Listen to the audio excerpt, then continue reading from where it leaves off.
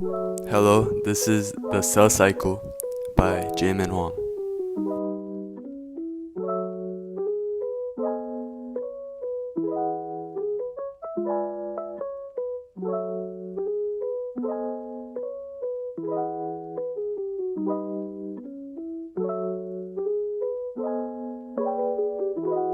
So starting off with Interphase, in which it spends most of its lifespan, the DNA and the organelles are replicated, there's growth, and it executes its specialized roles.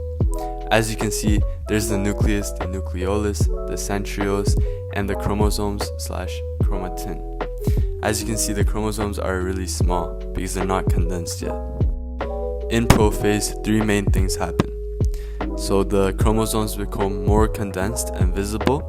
The spindle fibers from the centrosomes elongate to get closer to the nucleolus, and the nuclear membrane that holds the chromosomes together starts to dissolve.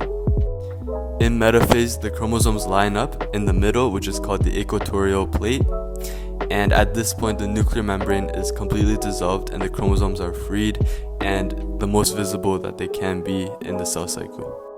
Each chromosome consists of two daughter chromatids, so in anaphase, the centrosomes pull the daughter chromatids apart using their spindle fibers, as you can see.